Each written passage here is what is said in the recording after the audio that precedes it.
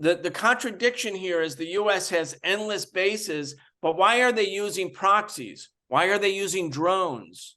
Why don't they, if the war cause is so noble, why don't they send the American people to go and really in large numbers fight?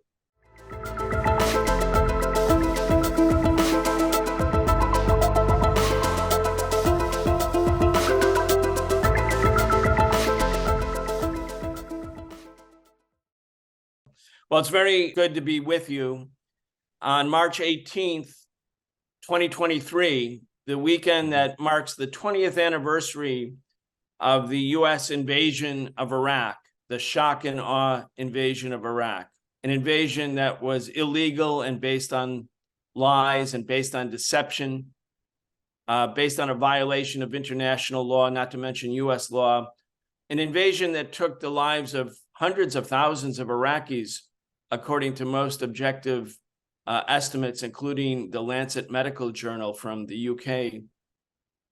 Thousands of Americans came together in front of the White House, carrying flag-draped coffins representing the people not only in Iraq, but in Syria, in Libya, in Palestine, in Somalia, in Syria. People all over the Middle East, South Asia, North Africa, who have lost their lives, and the number may be in the millions at this point, lost their lives because of an endless US war drive, which for 20 years was anchored in the Middle East, anchored in the resource-rich region of the world where 2/3 of the world's known oil is. But a war drive that has now shifted starting in 2018 with a new doctrinal reorientation by the Pentagon in its quadrennial report, such that the US is now preparing for what it identifies as major power conflict, meaning confrontation and war with Russia and with China. And this new doctrine is, like the old doctrine, something of a self-fulfilling prophecy. The war on terror that was adopted as the official doctrine of the US after the September 11th terrorist attacks became a self-fulfilling prophecy. The US went to war in Iraq. It went to war in Libya. It carried out a proxy war in Syria, attempting to smash and destroy that government. Now the US has shifted. The war on terror is old school, kind of passé, not that interesting. Let's get ready for a war with Russia and China. So here we are, 20 years later, thousands of Americans are gathering at the White House saying, we don't want endless war. We don't want major power conflict. Let's be realistic. The United States went to war in Afghanistan and could not defeat the Taliban after 20 years, was driven from Afghanistan by the Taliban. But now the American people are told, yeah, we couldn't defeat the Taliban, but let's have a war with the People's Liberation Army in China or with Russia.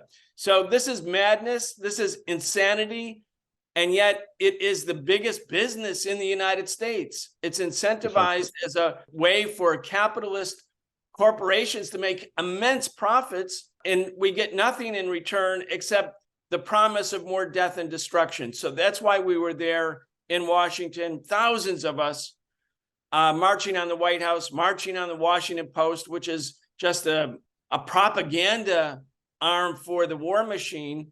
And while we were doing that in Washington, thousands of people were marching in other cities, in San Francisco, in Los Angeles, in Columbus, Ohio, in San Antonio, Texas.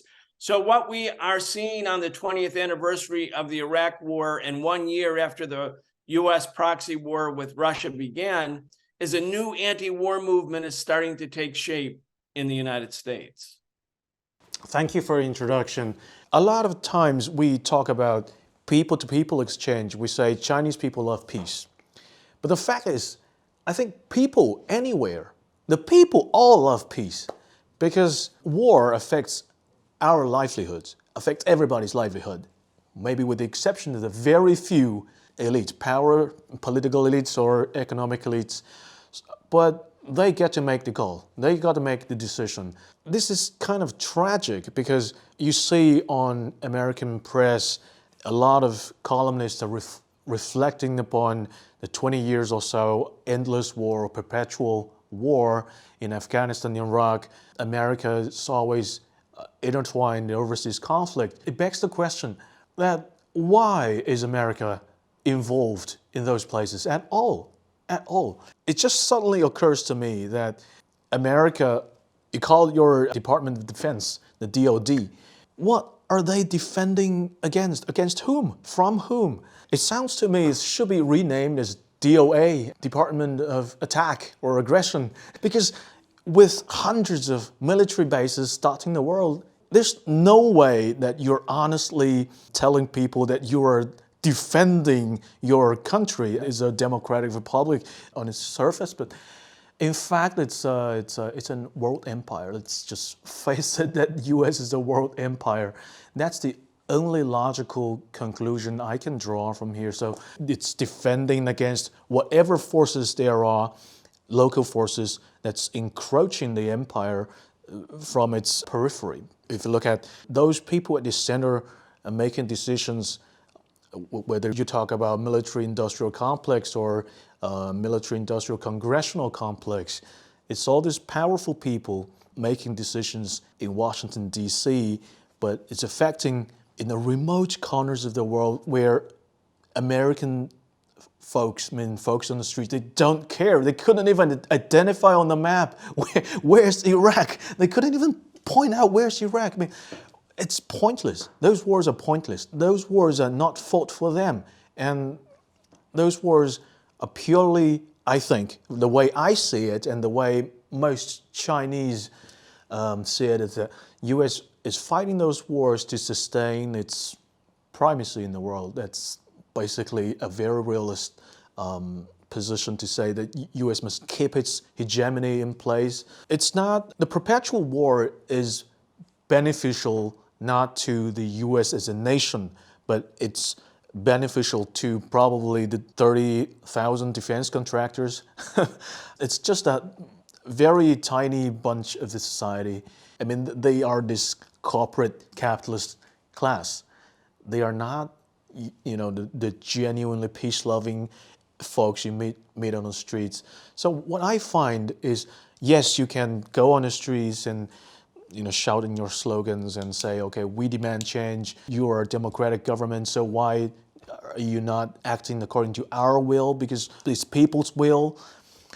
What I find is a sad reality that it doesn't reflect people's will. There was this sinologist, Lucian Pye, who said a phrase about China is a civilization state pretending to be a nation state. So I say America is probably a corporate globalist empire pretending to be a sovereign state or a democratic republic. I think that's really sad. Yeah, I don't know what you think about it. Yeah, well, let's start with your premise, which is that it's not simply Chinese people who want peace. Yeah. It's all humans, because the horror of war, the wretchedness of war, the magnitude of violence in war, it goes against everything that human beings want and desire. I mean, war really is the enemy of humanity. And yet we're plunged into many, many wars. And I think you're also doing the right thing by trying to understand what's causing the United States, which is a secure country. It has a vast ocean on its west, and it has a vast ocean on its east. It's not easy to invade the United States, not to mention its size, its magnitude, its population, its military. It's a well-protected country. The last time the U.S. was invaded was the War of 1812. That was more than 200 years ago. So of all the nations in the world, the U.S. is the least likely to be the target of military aggression. Doesn't mean things can't happen. It doesn't mean September 11th didn't happen, et cetera, et cetera. But in general, the U.S. has a military budget of almost $900 billion. It's about 4.5 times larger than China's. It's more than the Russian military budget is $60 billion. The budget of the DPRK of North Korea is the same size as the New York City Police Department budget, and yet North Korea is constantly Such a treated big as a threat. huge Yeah. menace. So what explains all this? What explains this endless war drive? So if we could, I'd just do a little sort of quick history, because there is an explanation to it. There is a way to understand it beyond just sort of providing a label to describe it or to designate it. The Department of Defense, as you mentioned, misnamed, was formerly called the Department of War, which was correctly named. It was called the Department of War throughout World War II. And at the end of World War II, the US demobilized. There was no military industrial complex in 1946. The US demilitarized. It reconverted its war economy to a peace economy. And immediately the US economy went into recession, as it had been in depression in the 1930s. So part of the construction of a permanent war machine was an antidote to the cyclical crisis of capitalism, the boom-bust supply and demand crisis of capitalism, which routinely creates and still creates recessions and depressions every 5 or 6 or 7, or at the latest every 10 years. So by introducing a state subsidy to capitalist corporations, it was designed as a stabilizing impact. In other words, capitalism became more of a state capitalism in the United States vis-a-vis the introduction of military spending. But if you're spending all of this money on defense, you have to have a rationale to the public, because the money comes from our tax dollars.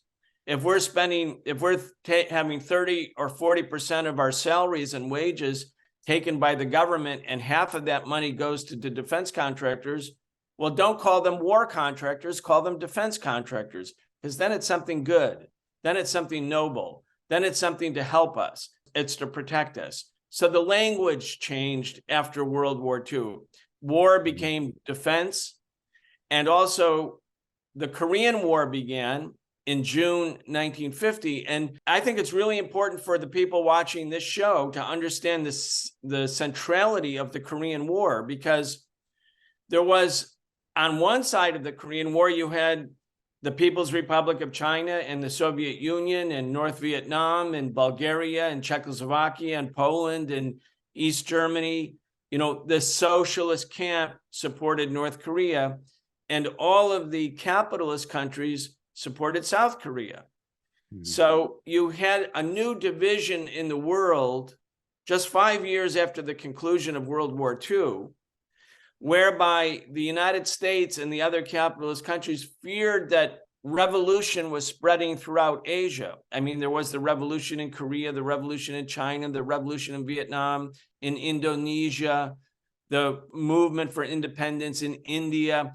I mean, post-World War II was an era of national liberation movements, of independence for colonies and semi-colonies, and many of them gravitated towards China and the USSR because the socialist camp was giving them money, giving them assistance, giving them diplomatic support, giving them military support. So between 1945 and 1991, there was a war, a nonstop war. We call that the Cold War, but there were some very hot parts of the Cold War, like Korea, like Vietnam, where millions of mainly Asian people died. But at the end of 1990, when the Soviet Union collapsed and the socialist camp no longer existed, there became a new rationale provided for what had been by then a half-century long war drive by the US. There was no longer a major enemy. There was no longer an adversary. China was not considered to be an enemy at that point. China was being integrated into the world economy. The US was moving to establish had already established normalized and friendly relations with the People's Republic of China. So now there became a new doctrine which provided a new public rationale for war, which was what's called the Wolfowitz Doctrine, the white paper that was established in 1991, 1992, whereby the US said, look, we no longer have a major world global, adversary. But we have to make sure that no one ever again challenges the dominance of the United States anywhere in the world. So the US decided to expand NATO rather than get rid of NATO. That was a way of incorporating all of Eastern and Central Europe, the former Soviet and Russian allies, into an American sphere of influence under American military discipline. That happened. There were 14 NATO countries in 1990. Now there are 30. And the doctrine that the US established was, we will make sure that no other regional or global power can ever emerge which challenges our hegemonic design, our domination. We don't call ourselves an empire. The British said they were an empire, and the sun never set on it, meaning its global reach was so vast. The US said, no, we're not a warlike country. We're not an empire. We only fight for defense. Look at our Department of Defense. It's not a Department of War. And we're not an empire. We're exceptional because unlike other countries that were motivated by self-interest, we are so great. We are so wonderful. We are so democratic. We are like a shining light on the hill. We are the city on the hill. God created America. God bless America.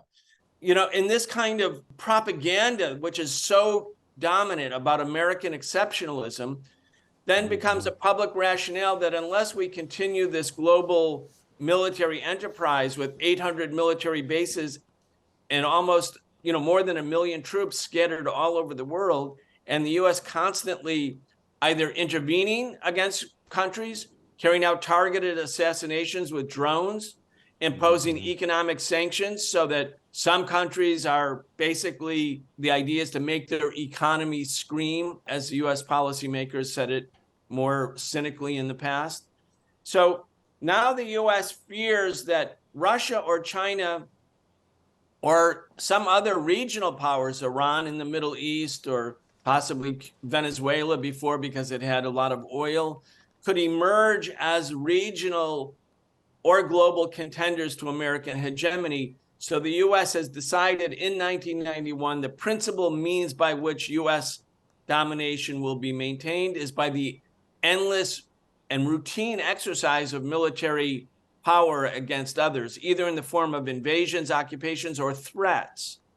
And that's what we think explains the endless war drive, even though we're protected by 2 oceans. Nobody's going to invade the United States. Nobody would dare invade the United States. But nonetheless, this fiction of defense is used as a public rationale for what exists as a replacement for the British Empire, the dominant empire in the globe. Thank you for your very elaborate explanation. I think we agree on a lot of things because, well, you say you have a socialist program, and the way we analyze things are really similar because we almost look at the world through the same lens. But just one of the things that really I found interesting is that since you mentioned the British Empire, I think empires has a long tradition, okay? There were the Mongol Empire, Byzantine Empire, whatever empire there was, but those were regional empires trying to expand to a greater part of the world, but they were regional. And the first truly global empire was the British Empire. The British Empire invented this thing called free trade. Okay, free trade is the basis of their empire, and their empire is sort of a transitional empire. Then America took over the British Empire, not calling itself a formal empire. And an underlying thing is globalization, right? Globalization is much more than bringing the world together. It's much more than connectivity. I think we understood globalization too shallow. I mean, our understanding of globalization was too shallow because we thought it was just about global connectivity. But no, globalized to globalization, there's no subject, there's no object, just a verb. Who globalizes what? I mean, you're globalizing the local factors. You're bringing the local factors and spreading them throughout your trading network. But who is doing this? It's the capitalist class. We tend to forget or we tend to cover this up. So we just say, oh, globalization. Okay, it's an inherently good thing. It's a moral thing to do, that development comes from globalization as a result of globalization. But no, globalization is creating wealth, but the wealth created is disproportionately distributed among the people. So, 20 years ago, Thomas Friedman said the world is flat. But the world is flat for whom? You think about it. It's to this global capitalistic class is trying to bulldoze the world, get rid of all those barriers set forth by sovereign states. Discarding those barriers, let the capital flow freely across borders. That's the point of globalization. We're talking about economic base is capitalistic, but then the superstructure is somehow democratic. You want to create an image that people are in control, that somehow America is a national state, America has their say in politics, but increasingly you feel the disconnectedness between this superstructure and economic base. So that, I find, is the reason that this endless war is propagating and people have not much means to stop, because the communist movement has been silent since Soviet Union collapsed. I believe your progressive elements in the United States society also was not the mainstream voice, I believe. So I'm curious to know what you think about the future. What can we do to let people wake up to this fact? Or do you think people already know? Americans, ordinary Americans, do they already know this? Or what are you trying to do with your message?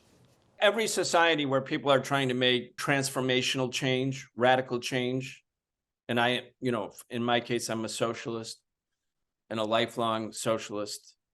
People are always a pretty small minority until a certain set of circumstances develop that allow a previously marginalized or seemingly fringe idea become popular and massive in its popularity very rapidly. That's the history.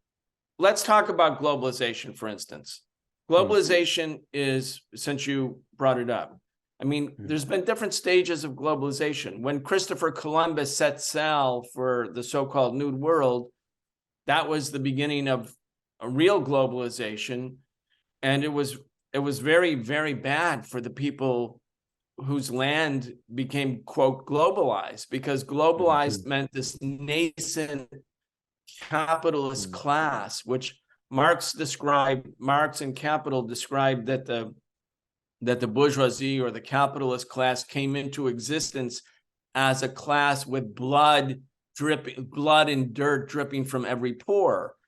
And it's poetry in a way in Capital, but it's accurate. When you look at what actually happened to the people in Central America, the indigenous people in Central and the northern part of what we now call Latin America, the people were literally lived in mines and never saw daylight, never came up above, never saw the light of day in their entire existence. They were born in the mines.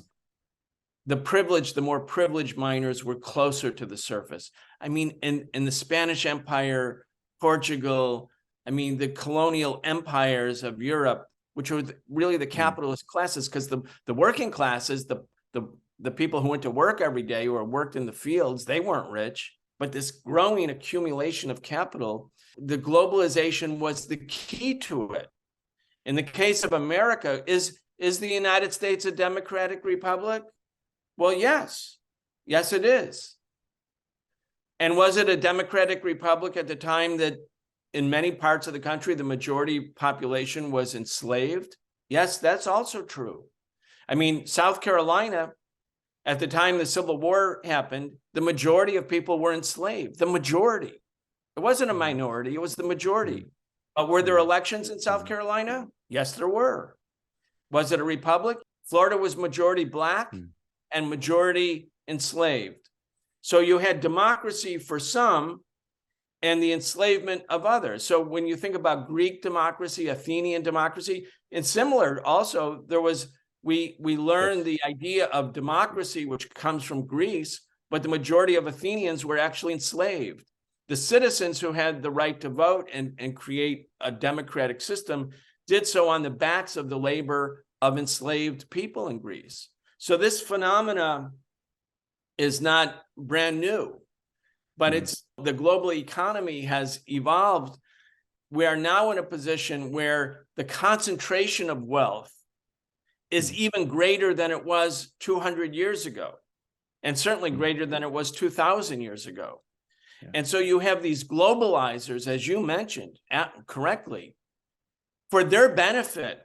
American jobs, say in Detroit, were destroyed. I mean, thousands, tens of thousands, hundreds of thousands of people who had decent paying jobs in Detroit or in Chicago or in West Virginia, those jobs were sent overseas in the 1990s. Why? Because you could pay workers in other countries a lower wage. And the technology was such that you could ship it back to the United States. So American companies, textile companies, could go to Bangladesh, produce shirts, send them thousands of miles away back, and American consumers could buy them for $8. I mean, and still the capitalists were making profits. So in some ways, it seemed like some parts of the world, especially the first world, the global north, not just the capitalists, but other parts of the population were actually thriving somewhat, even if they were oppressed, because they got lower priced goods based on the super extra exploitation of workers in the global south. Yeah. And so it's a cruel, brutal system. So as Marx described capitalism in its infancy, or now what we could say capitalism in its later stage, maybe as it enters its golden years, so to speak, the end of life, hopefully, the brutality is the constant. The brutality is the thematic continuity that exists in this system. So then finally, you're asking me, well, what do I think? What do I think about the future? As a socialist, where does change come from? Well, I believe American capitalism has entered a period of existential crisis, but it's not completely manifest in the sense that we all can see it, realize it, touch it, feel it.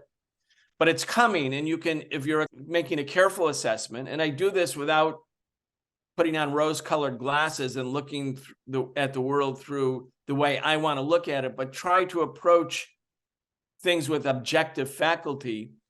I think what we can see in the case of the United States is that society is facing three existential crises, which are not really solvable within the current framework of the American political / social order. Those crises are environmental catastrophe. Secondly, the endless war by the United States will, I believe, end up in major power confrontations. And the United States will not win.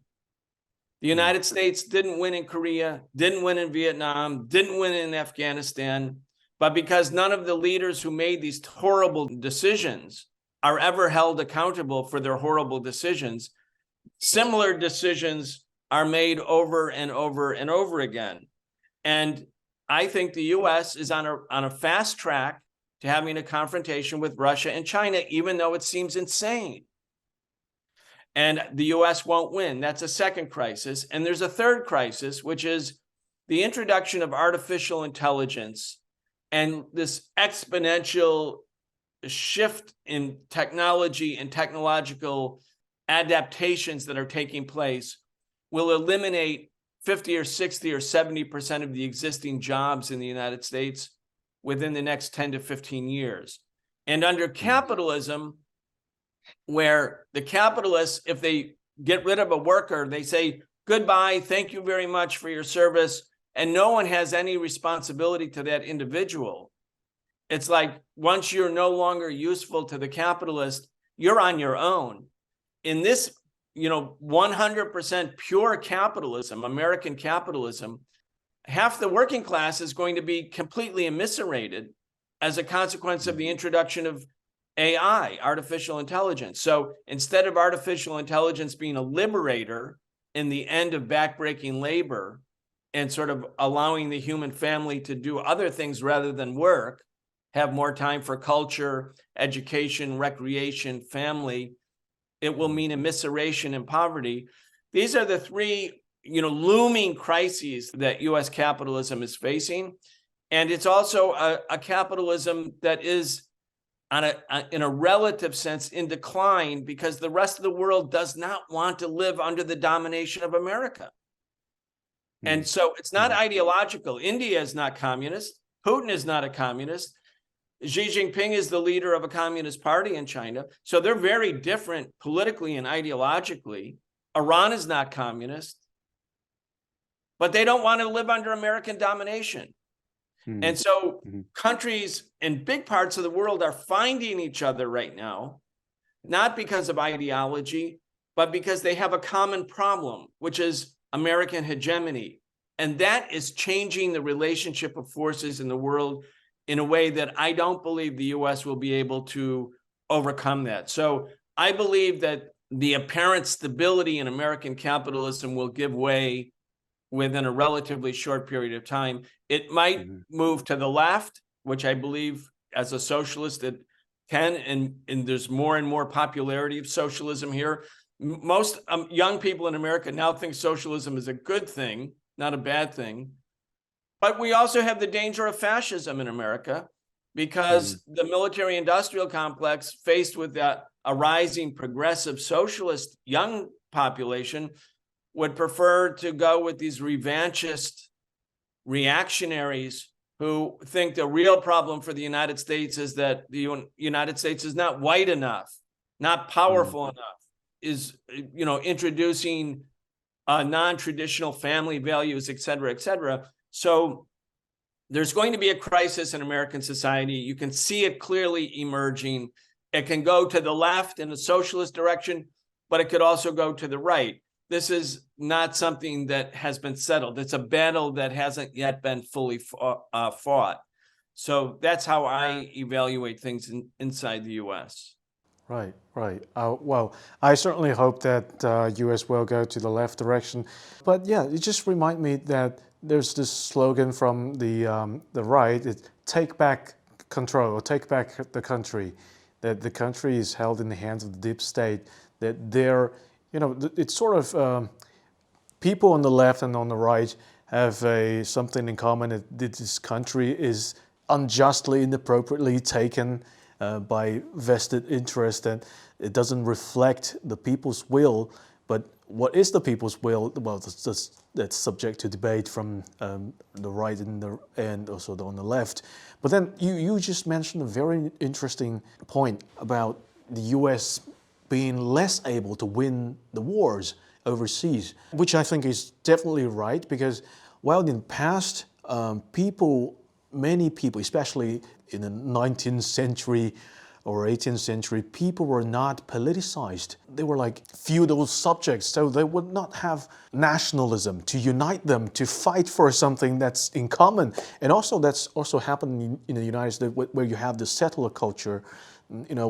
People in this village have very little common with people in that village. You belong to German descent, Irish descent, So people were disconnected. But now, this is a world of nation states. So you have Iraqis. The more you push them, the more you try to crush them, the more action, reaction, they will bounce back and they will form insurgents. So you have huge trouble to deal with them. So I think the United States, yes, it's a very powerful country, spends like 1/4 of the world's defense spending, or one third, I don't know. Okay, you can spend that amount of money, but in the end, you have like this finite number of troops, the number of troops on the ground, plus, defense contractors, okay, whatever. That you'll be vastly outnumbered by people who have a problem with your hegemony. Like you said, there are many other state actors and also many of whom with a rich history and also a civilization in their own. For example, Islamic civilization. If you want to take a look at the world through the lens of civilizations, you will see, okay, the Indian subcontinent, even the Europeans, they are not on the same boat, perhaps with the exception of the UK. So people everywhere has issues with this global hegemony of the United States. So I think that way is that US is not able to win its wars on the battleground. But then it suddenly occurred to me, the objective of these perpetual wars is not winning. It just occurs to me, the objective of defense contractors, Pentagon or the Congress is not winning, it's to sustain their power. You know, they want political contribution. They want to give them contracts. It's to sustain the power cycle among themselves. So it's not really about US has to win the war. It's even better that US loses a war against, Iraqi insurgents or Afghanistan Taliban. It's even better. So you have more reason to pour in more money from the taxpayers of ordinary citizens who has zero reason to care about war or conflicts in those areas, because that doesn't reflect their interest. But what can the people do? I mean, that is, I believe, we will have more dialogues like this. To tell them that your interest doesn't align with the interest of that capitalistic class, or so the military, industrial, congressional complex. Your interest doesn't align with them. So we are the many, they are the few, but somehow I think we got to, I don't know, I don't want to use the word educate, but we want to let the masses know that they are in what situation they're in. Well, the capitalist class as a ruling class is pretty experienced. They've had a long time about ruling. So when they're making their calculations, I think it's important to think, to really think deeply about what their calculation is. Take the war in Ukraine, for instance. Mm-hmm. The US has now sent about $150 billion of weapons to Ukraine. And the US is quite content with the war going on and on. As you said, as long as they don't lose completely, in the case of Ukraine, if they don't win, not that big of a deal, actually. They think, well, over time it will strain or sap Russia, it might weaken Russia over time. And we're making tons of money. We, the military contractors, making so much money because every missile that goes there has to be replenished, right? So it's like this, it's great because how do you get rid of weapons? You can only get rid of them by using them in war. I mean, there's a unique nature of war commodities compared to every other commodity, which circulates because people use other commodities, my shirt, my pants, my car. But war goods, war contracts, they only can be used in war. And so this is kind of a good thing for them. But think about it, another element to this. If the US ruling class were to send American soldiers to Ukraine to fight on behalf of this noble cause, because they said it's noble to defend the sovereignty of Ukraine. And they're so committed to Ukraine that they're going to send $150 billion. But if they sent thousands of young Americans to fight, the demonstration we had on March 18th would not have been several thousand. It would have been several 100,000. And I think it's very important for all of us to realize what the ruling class in America realizes, which is that the American people actually are not, ready to go to war with Russia or China or another Iraq. If the US were to do it, it would create a political firestorm in the United States. Our organization would become, millions of people would support us. And that's the reality. So there's this limitation on the American empire, which you don't really notice because the ruling class chooses not to test the limitation. The limitation is, what do the American people actually think? What are they willing to do? When you ask a parent, send your son or your daughter to die, to kill and to be killed, they have to believe that this is a good cause. It's like you said, it's not the 17th century where, humans were like cattle or sheep that could be just driven to war. The public reality of contemporary society is human beings have consciousness, and that consciousness is a factor in the political calculations of any government or any ruling class. So the U.S., the contradiction here is the U.S. has endless bases, but why are they using proxies? Why are they using drones? Why don't they, if the war cause is so noble, why don't they send the American people to go and really in large numbers fight? Because the American people won't do it. And so in that sense, what we called when I was a teenager, during the Vietnam War, the Vietnam syndrome, meaning Americans don't want to go fight these wars in other places, countries they don't understand. As you said in the beginning, they couldn't have placed them on the map. They don't know their language, their culture, their religion, their history. They don't even know where they are.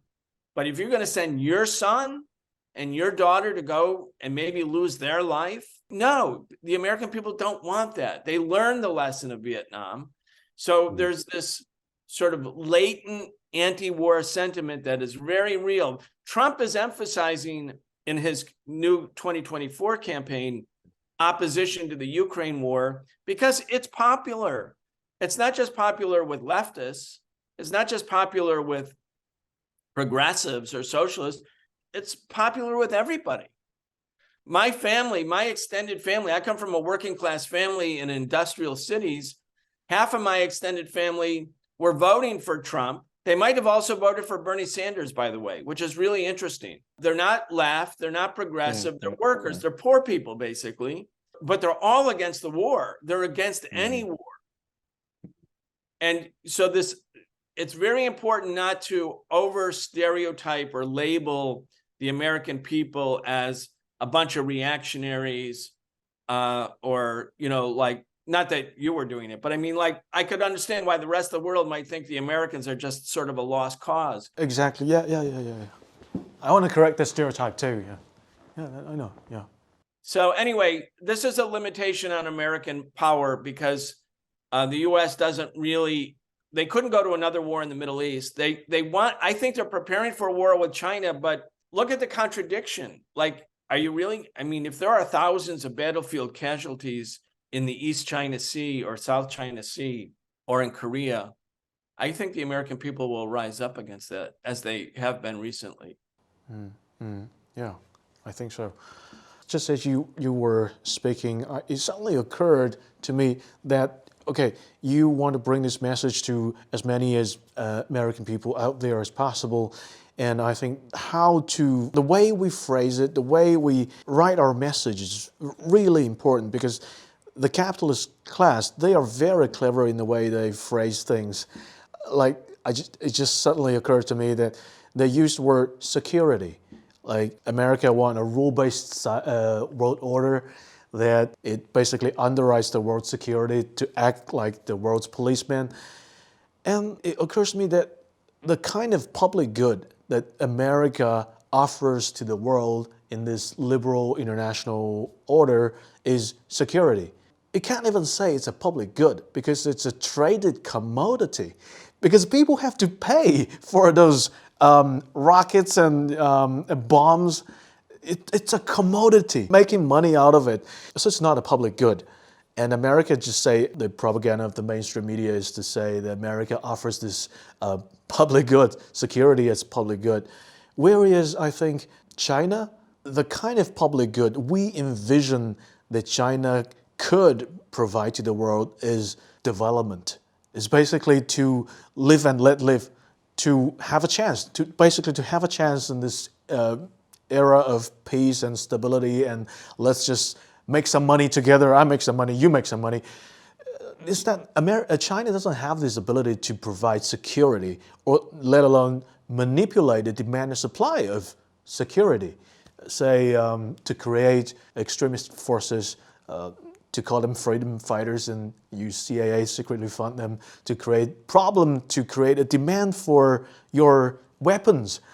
And China doesn't have that ability, and I think it's an ability that's unique to the United States, which is sustained by its dollar, the supreme status of dollar as the world's currency, reserve currency.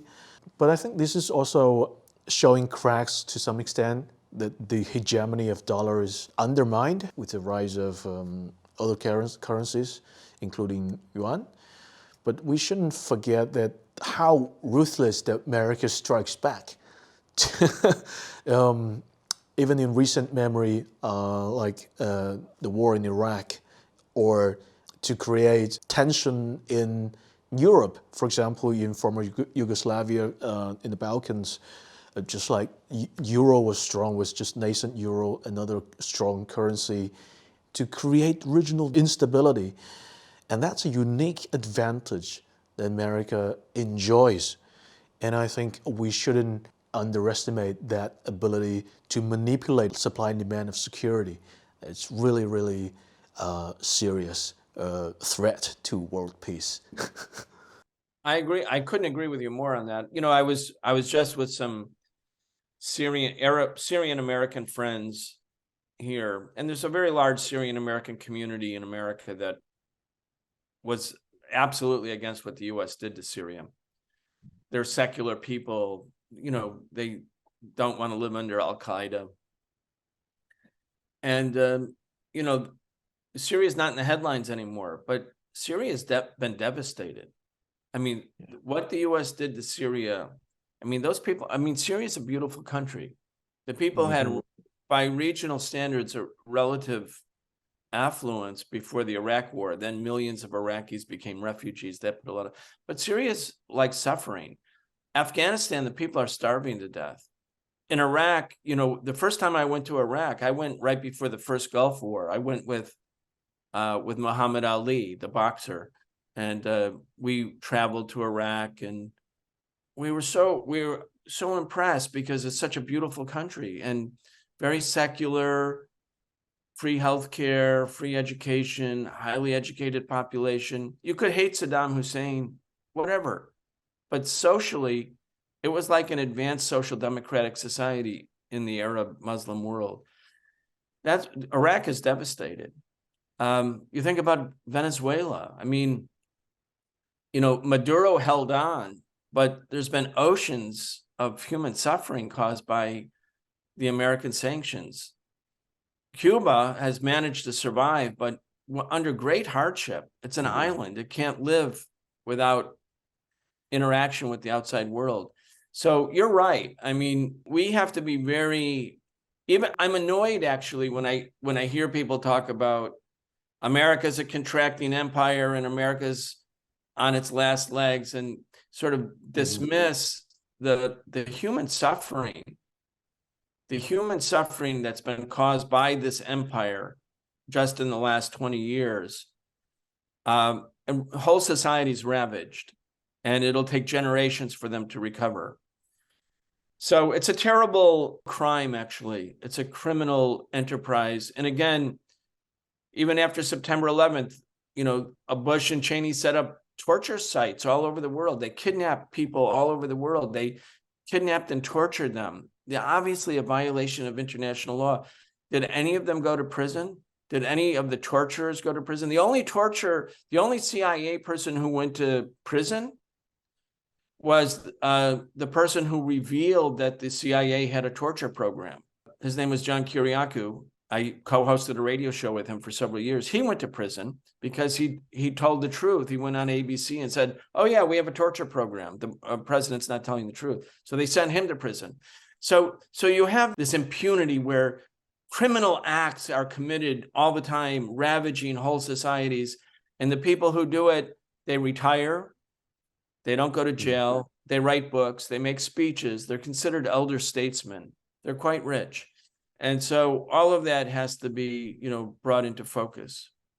Yeah. So I think the only way to look on the brighter side of this is that we have this kind of voice from two sides of the Pacific that we can agree on something, and we want to spread this voice to as many people as possible. So I hope we can, our voice will grow stronger. Our voice will grow stronger. And I believe that there are so many inspiring examples of how this can happen.